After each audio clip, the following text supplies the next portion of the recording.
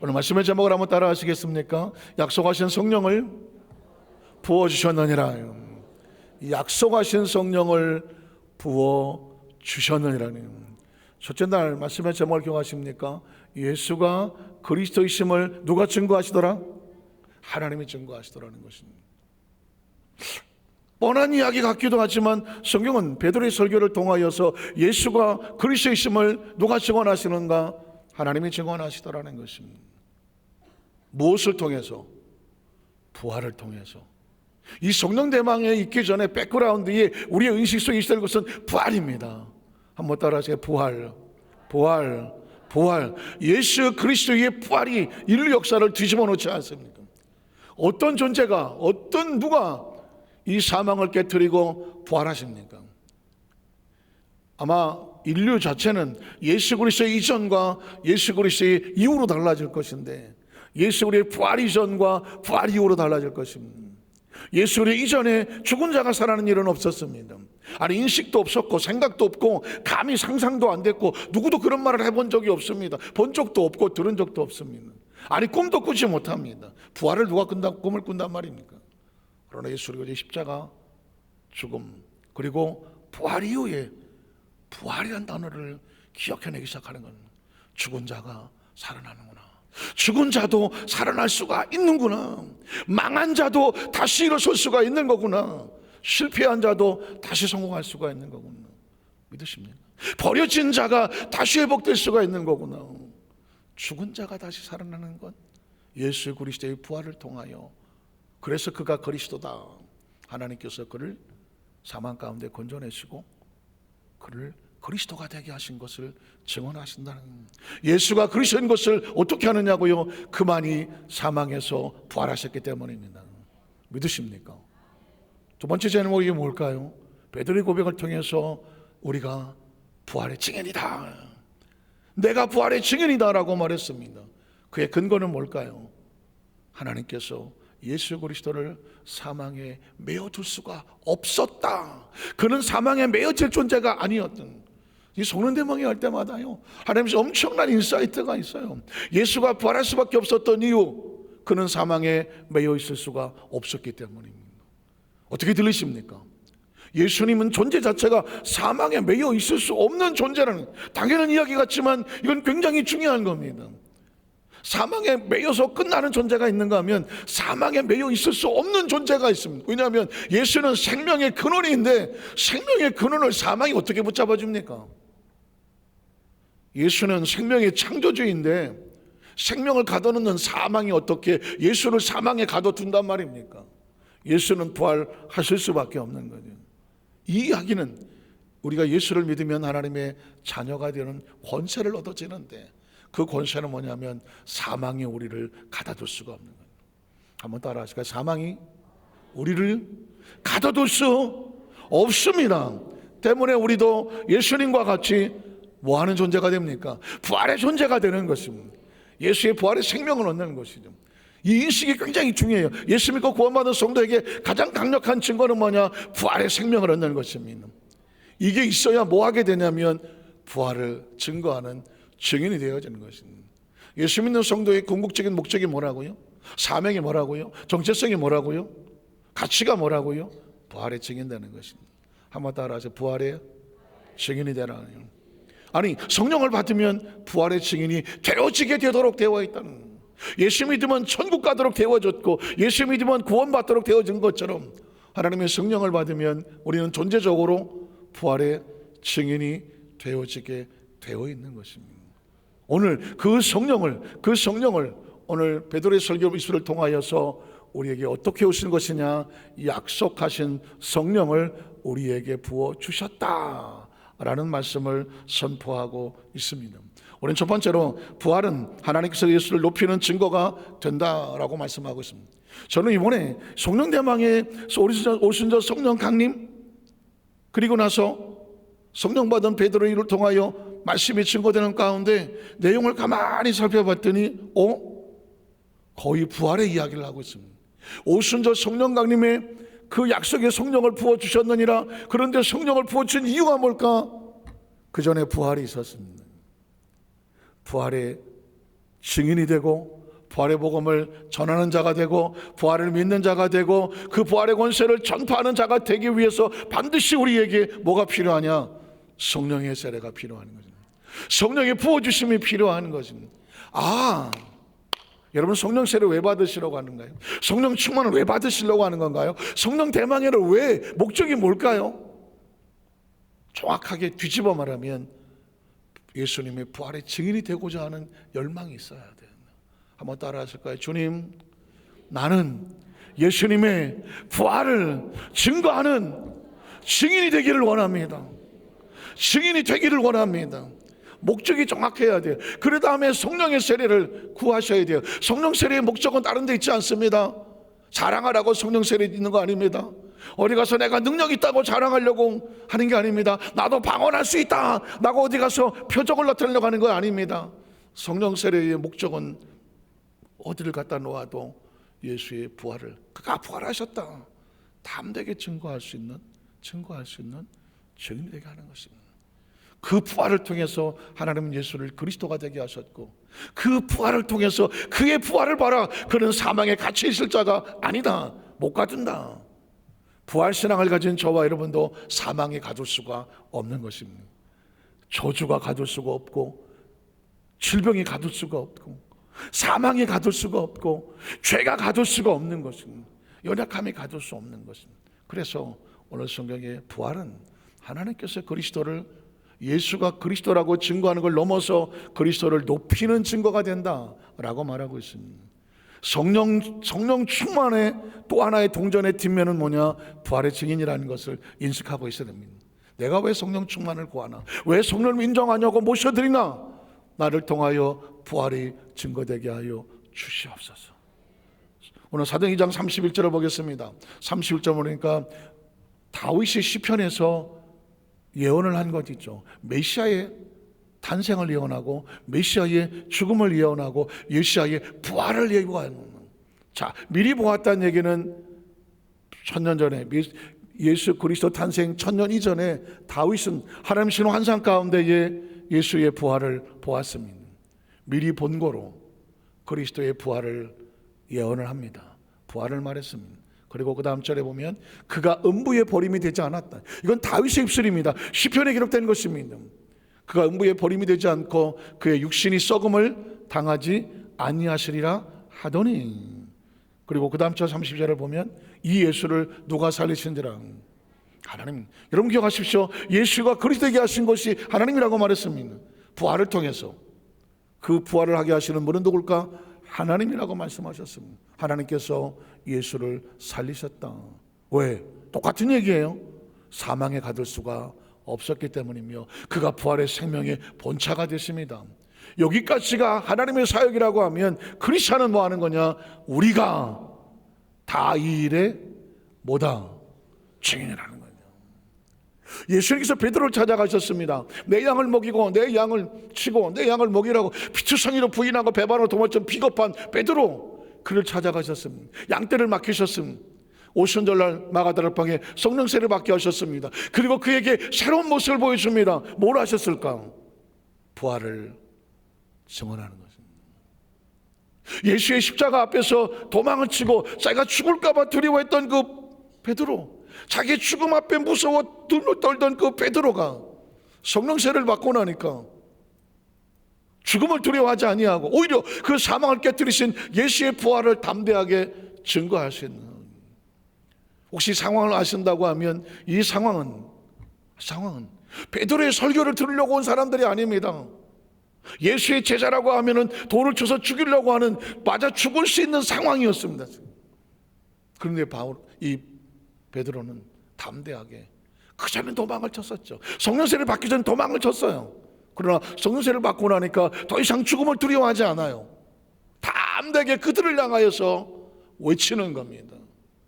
너희가 십자가에 못 박혀서 죽었던 그 예수를 하나님이 살리셨다. 주와 그리스도가 되게 하셨다. 하나님이 살려내셨다. 우리가 다 이 일에 증인이다.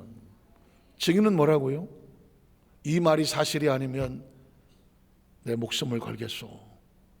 목숨을 내고 예수를 증거하는 사람을 증인이라고 말하는 것입니다. 다시 한번 묻습니다. 예수님을 구주로 믿으시면 아멘 하시기 바랍니다. 예수님이 부활해서 살아나신 것을 믿으시면 아멘 하시기 바랍니다. 그 예수의 부활을 증거하기 위해서 여러분의 목숨을 내놓을 수 있겠습니까? 예수 믿는 것은 그렇게 낭만적이지 않습니다. 우리 이 시대는 그냥 편하게 예수 믿죠. 정말 편안하게 예수 믿습니다. 그러나 우리 아시잖아요. 마라나타, 어제도 찬양을 했습니다. 마라나타가 뭐예요? 아멘, 주 예수여 어서 오시옵소서. 오늘 주님이 오늘 밤이라도 왔으면 좋겠다. 지금 약속해 놓은 것도 있고 적금 탈 날도 얼마 안 남고 지금 이사 가기도 해야 되는데 한 2달 있다가 왔으면 좋겠다는. 여보세요. 저는 실제로 해봤다니까요. 교학교 교사할 때에 아까도 뭐 하나님 나팔소리 부르지만 그때 조 목사님 요한계시록 강의하실 때에 그 찬송가 168장 엄청 불렀어. 하여튼 간에 하나님의 나팔소리, 천지 진동할 때 나팔 불 때 뭐 여기도 나팔 저기도 나팔, 막 나팔 소리가 대단했어요. 근데 문득 어디서 그런 생각이 났는지 교사, 중등고 3학년 교사들 한 100명 가까이 앉았나 뭐 기억에. 혹시 시라도 주님의 나팔소리 듣고 들림받기 원하시면 손들어 보십시오. 그랬더니 권사님들, 집사님들, 뭐 아직 신앙 좋은 분들은 다 들어. 내가 그렇게 봤지. 사실은 드는 사람 보려고 본 게 아니거든. 누가 안 드나. 아이고, 미스들은 거의 안 들더만. 장가 안 가시는 우리 남자 선생님도 거의 안 들어. 그래서 짓궂게 물었죠. 그거는 왜 안 들었냐고 그랬더니 결혼 날짜 잡아놨다 그랬나는. 그때 공감이 됐어요. 결혼 날짜 잡아놨는데 이거 장가도 못 가고 들림 받냐고. 뭐 물론 조크도 속였겠지만 사실은 그렇거든요. 우리의 존재의 목적은 어차피 태어나서 이 땅에서 예수를 믿고 목적은 천국 가는 길이거든요. 하나님 나라 속으로 원대복귀하는 거거든요. 원대복귀하는 거예요. 원래 있던 곳으로 돌아가는 거예요. 어떻게 돌아가든지 그걸 돌아가야 하는 거예요. 제가 군대 이야기를 가끔 얘기하는데 군에서 3년 군대 생활 한다고 치고 옛날에는 1년 만에 제대시켜준다 그러는데 아이고 울고불고 나 2년 채우게 해달라고 하는 사람 있을까요? 없을까요? 없어요. 야, 제일 부러운 사람이 뭔지 아십니까? 엊그저께 훈련 같이 받았는데 6개월도 안 됐는데 제대한다고 나가더라고. 왜 그러냐 했더니 부선망 독자야. 독자인데 어떻게 군대를 왔는데 아버님이 갑자기 돌아가셨대. 그 집안에 이제 독자야, 독자. 그래서 그 집안의 대를 위해서 의가세 제대를 시켜버리더만. 다 진짜. 겉으로는 다들 동기들이 축하한다. 어쨌든 뭐 같이 고생 많이 했는데 사회 나가서 잘 살아라. 그렇지만 다 나머지 그 말로 그렇게 하지만 입으로는 다 못 씹은 얼굴이야. 못 씹은 얼굴이야. 아니 설마 그러진 않겠지. 우리 아버지는 왜 살아계시나. 뭐 그러시나 하겠지만 이런 보십시오. 이 땅의 삶을 살면서 물론 만수무강하셔야 되겠지만 진짜 목적은 하나님의 나라에 사고치지 말고 잘 가야 돼요. 이거 굉장히 중요한 거예요. 신앙생활 잘 해놓다가 아주 유명한 사람들도 막판에 가서 예수를 믿었네 안 믿었네 뭐 신앙을 뒤집었네 뭐 이단에 빠졌네 뭐 엉망진창으로 끝을 마무리 짓더라고. 그러면 도대체 평생 신앙생활하는 건 뭐가 되는 거예요? 뭐가 되는 거예요? 중요한 건 얼마나 오래 살았냐가 아니에요. 그 사람의 마지막까지 신앙생활 쫙 하고 마무리 잘 했느냐.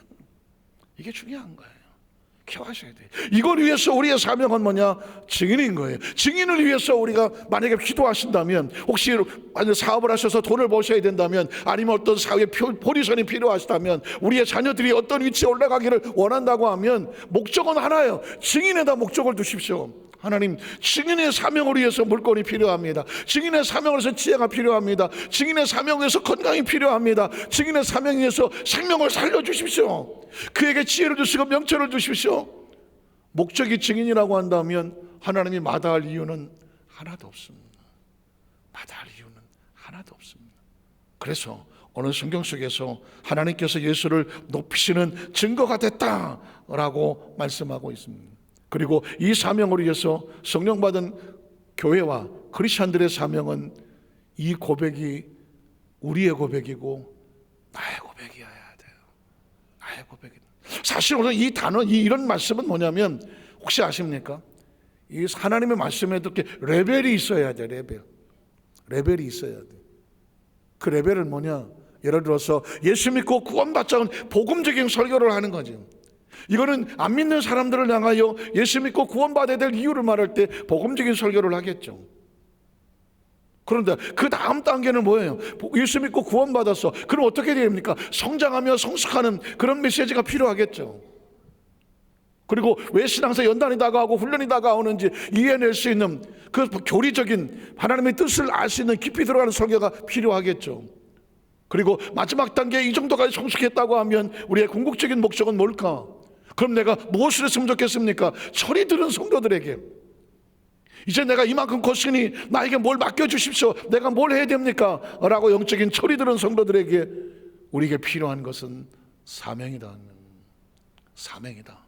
그 사명은 바로 증인이 되는 거다. 그래야 그 열매가 성숙한 열매 속에서 예수 믿고 구원받고 성장하여 직분을 맡고 사명자가 되었을 때 나는 이제 어떻게 예수 믿었고 구원받았으니 나의 삶에 무엇을 맺어야 되느냐? 이 땅에 살면서 얼마나 많은 증인의 사명을 감당했느냐. 최근에 제 입에서 막 맴도는 이야기였습니다. 하나님, 우리 여도수 만삭교회 성도들이 적어도 하루에 한 사람이 적어도 3번이 3사람 이상에게 예수가 그리스도인 것을 증거하는 증인의 입술이 되게 하여 주시옵소서. 오늘 하루 여러분의 입술 통하여 예수가 그리스도인 것을 얼마나 고백을 하셨습니까? 얼마나 누구를 붙잡고 한번 말을 전해보셨습니까? 내 안에 성령께서 움직인 것은 우리가 그리스도인이라고 하면 아침에 일어나서 할 일도 많으시겠지만 내가 만나는 사람에게 예수가 그리스도이심을 증거할 수 있는, 주여 오늘 나에게 적어도 3사람을 보내주셔서 내가 그리스도인이고 내가 하나님의 증인인데, 복음의 증인인데 어떤 모습이든지 그 사람에게 예수를 전하게 하여 주시옵소서. 적어도 하루에 3명 정도에게 나를 통하여 예수가 증거되게 하여 주시옵소서. 적어도 우리가 증인인데 그런 사명을 가지고 목표를 가지고 나가서 그 사람이 그 소리를 귓등으로 들으면 듣거나 말거나 예수를 그리스도라고 증거하고, 또 어떤 사람은 그 이야기를 들으며 눈물을 쏟으며 나도 예수를 다시 회복하기 원합니다 라고 수척했던 사람이 반응할 수도 있으며, 어떤 사람은 하나님께서 우리를 보내셔서 그 영혼을 건져내게 하시기 위해서 나는 전혀 생각지 못했지만 그 영혼이 하나님께로 돌아오는 통로로 저와 여러분을 사용하실 수가 있는 겁니다. 증인은 추상적인 이야기가 아닙니다. 오늘 이후에 제가 이제 끊임없이 어떤 상황이 되면 말씀하겠지만 적어도 여도수 안산교회 성도들은 매일 하루에 적어도 내가 때를 얻든지 못 얻든지 적어도 3사람에게 그 상황 속에서 예수가 그리스도입니다, 이 복음을 증거할 수 있는 증인의 사명을 한번 도전해 보시기를, 그리고 그걸 통해 얻으시는 열매가 나타나시기를, 그로 인해서 나를 통하는 그 하나님을 기뻐하는 그 기쁨이 내 안에 가득 차시는 귀한 역사가 임하시기를 주의 이름으로 축복합니다. 우리의 말 솜씨가 중요하지 않아요.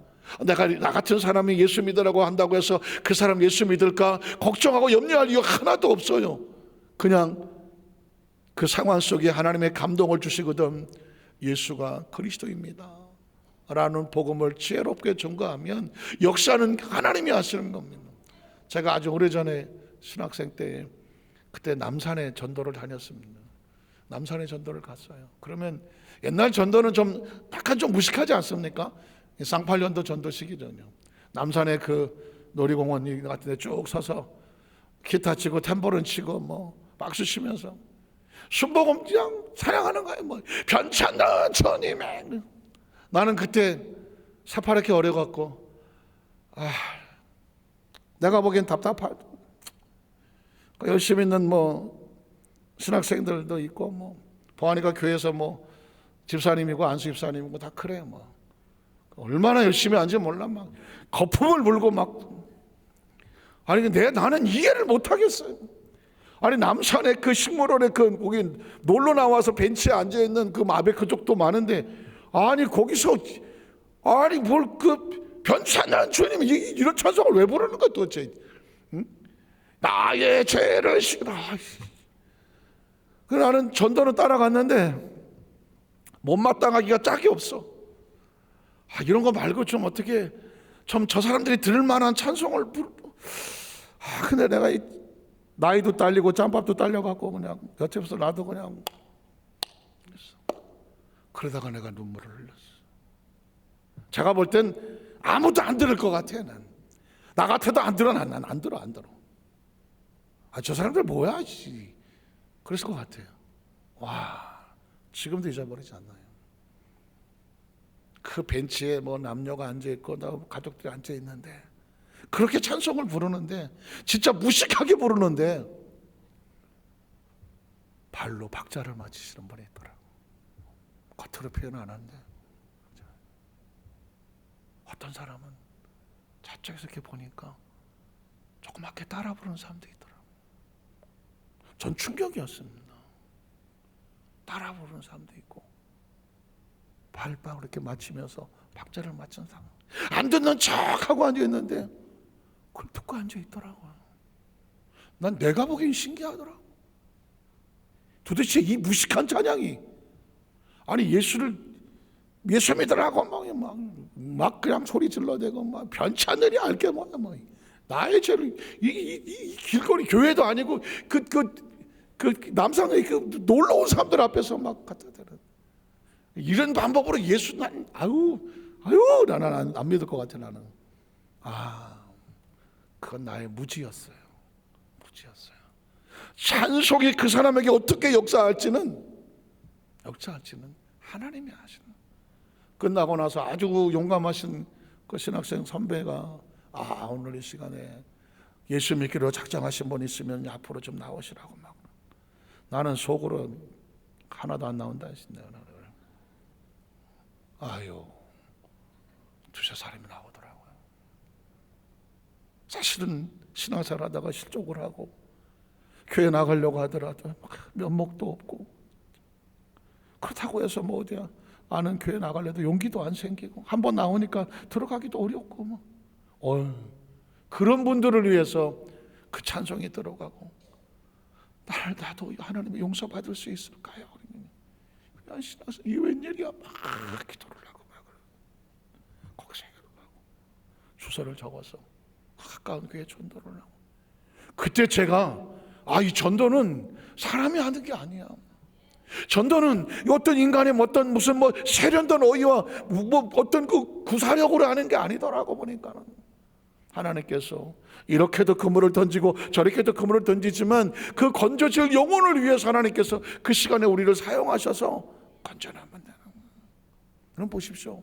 오늘 베드로 엄청나게 무식한 설교를 하고 있는 겁니다. 아니 오순절날 마가다락방에 술 취해서 나갔더니 것처럼 술 취했나 봐. 그러는 사람들을 향하여서 그냥 너희가 십자가에 못 박혀 죽인 예수를 하나님이 살리셨다고 막 입에 거품을 물고 소리 질러 대는 겁니다. 우리가 부활의 증인은 예수는 부활했다고 막 소리를 지르는 겁니다. 도대체 이 이야기를 누가 듣겠습니까? 그런데 여러분 내일 설교는 뭐예요? 그 부활의 소리를 듣고 심령들이 깨져서 하나님께로 돌아오기를 시작합니다. 그리고 비로소 교회 공동체가 세워지고 그날에 구원받는 숫자가 3,000이라도 하더라는 거죠. 그런 역사가 성령의 역사로 나타나게 되는 것입니다.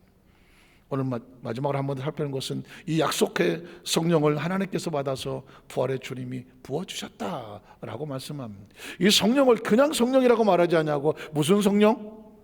약속한 성령. 제가 아까 말씀드렸습니다. 성령 충만에 앞에 꼭 붙어야 되는 게 부활의 증인이거든요. 또 부활의 성령 충만에 뒤에 붙어야 될 것도 부활의 증인이에요. 그런데 이 성령이 안에 담겨진 또 다른 숨겨진 단어는 뭐냐면 프라미스는 약속입니다. 한번 따라하시게. 약속. 그러니까 성령은 현상으로 나타나긴 하지만 어떤 감정과 기분이 아니에요. 물론 성령 충만 받으면 마치 술 취한 것처럼 기쁨이 생기고 웃음이 나오고 마음이 편안해지고 용기도 생기고 담대해지고, 어떤 사람은 술만 먹으면 노래방 가든, 나도 맨날 노래방만 간다. 술 먹으면 노래방 가자. 어떤 사람은 술 먹으면 혼자 춤추고 앉아있는 거지. 여러분, 성령 세례 받으면 찬양이 나오지 않던가요? 성령 세례 받으면요, 누가 시키지 않아도 찬양이 나와요. 어떤 사람은 성령 세례 받고 나서 춤을 추는 사람도 있어. 춤 사람도 있어. 그러나 세상의 술은 술 기운으로 춤을 추지만 성령의 충만함은 이 기쁨과 소망을 우리에게 주시는 거거든요. 그 현상으로 끝나면 안 됩니다. 이 성령 충만의 다양한 현상이 있지만 성령의 충만함은 하나님의 약속된 거라는 것이죠. 요한복음 14장 26절에 보면 보혜사 곧 아버지께서 내 이름으로 보내실 성령, 잘 들어보세요. 보혜사 성령님인데 곧 아버지께서 내 이름으로 보내시리라고 말합니다. 성령은 누가 보내요? 이 본문에는 아버지께서 성령을 보내신다 이렇게 말하고 있습니다. 그런데 그 보내는데 무슨 이름으로 보냅니까? 예수 그리스도의 이름으로 보내신다고 나옵니다. 그러니까 아버지가 보내지만 우리에게 성령이 임할 때는 예수 그리스도의 이름으로 오는 겁니다. 그리고 우리 입장에서 볼 때는 예수님이 보내시는 것처럼 보여지는 거죠. 그래서 그 다음 절에 보면 26절에 보면 15장 26절에 보면 이렇게 말합니다. 15장 20절은 내가 이렇게 말합니다. 내가 아버지께로부터 받아서 너희에게 보낼 보혜사 이렇게 말합니다. 제가 이번에 그래서 성경을 찾은 건 뭐냐면 성령의 우리 가운데 임하게 하시는 주체는 뭘까? 왜냐하면 예수님이 말씀하실 때 그렇게 말하거든요. 아버지께서 내 이름으로 너에게 보내실 성령이라고 말해요. 그러니까 성령의 충만한 임재 역사는 아버지로부터 나오는데 누구의 이름으로 나오느냐? 예수 그리스도의 이름으로. 그리고 오늘 요한복음 15장에는 내가라고 말합니다. 보혜사 성령을 우리에게 부어주시는 주체를 내가 예수 그리스도라고 말합니다. 그런데 내가 아니면 아버지께로부터 받아서 너희에게 보낸다고 말하는 거예요. 자, 요한복음 16장 7절에 보면 또 이렇게 말해요. 그러나 내가 너희에게 실상을 말하노니 내가 떠나가는 것이 너희에게 유익이라. 자, 내가 떠나가지 아니하면 보혜사가 너희에게로 오시지 아니할 것이요 내가 가면 누가 보냅니까? 내가 누구예요? 예수 그리스도께서 그를 보혜사를 너희에게 보내리니라고 말하고 있습니다. 그러니까 이 성부, 성자, 성령 삼위일체 하나님이 성령 세례 가운데 임하시는 거 뭐냐면 그 보내시는 근본은 하나님 아버지. 그런데 그 아버지의 약속에 따라서 내가 너희에게 보낸다. 성령은 예수 그리스도의 이름으로 우리 가운데 보내시는 것이죠. 그래서 사도행전 2장 33절에 보면 하나님이 오른손으로 예수를 높이심에, 부활을 통하여 높이심에 그가 약속하신 성령, 하나님께 예수 그리스도 약속하신 성령을 아버지께 받아서 어떻게 너희가 보고 듣는 이 성령 충만한 이 성령의 역사를 어떻게 했다고? 너에게 부어 주셨다고 말씀하는 거예요. 어차피 성령 세례에 대해서 성령 충만해서 우리가 구하고 대망한다고 하면 예수님이 가르쳐 주시는 거예요. 이 성령은 하나님 아버지의 약속의 성령이고 그것을 예수 그리스도께서 받아서 예수의 이름으로 너희에게 부어 주셨다고 말씀하는 거예요. 그러니까 성령 세례는 현상으로 끝나지 아니하고 하나님 아버지의 약속이고, 그리고 예수께서 우리에게 오셨던 초림의 역사처럼 성령 세례는 성령이 우리 가운데 보혜사로 같이 계셔서 예수님이 성육신으로 같이 가셨던 것처럼 성령 강림은 우리 가운데 하나님이 함께 하시는 또 다른 축복의 역사라는 사실이죠. 그러니까 예수를 믿는 사람은 당연히 성령님과 동행하고 충만해서 같이 있어야 되는 것이 하나님의 나라의 원리와 원칙입니다. 오늘 성령을 대망하신 우리 모든 성도님들 가운데 하나님 아버지께서 약속하셨고 예수님의 이름으로 보내실 그 성령을 우리에게 물붓듯이 부어주셔서 성령의 충만함을 받고 복음의 증인, 부활의 증인 되시는 우리 모든 성도님들 그 승리의 주인공이 되시기를 주님의 이름으로 축원합니다. 기도하겠습니다. 전능하신 하나님 아버지,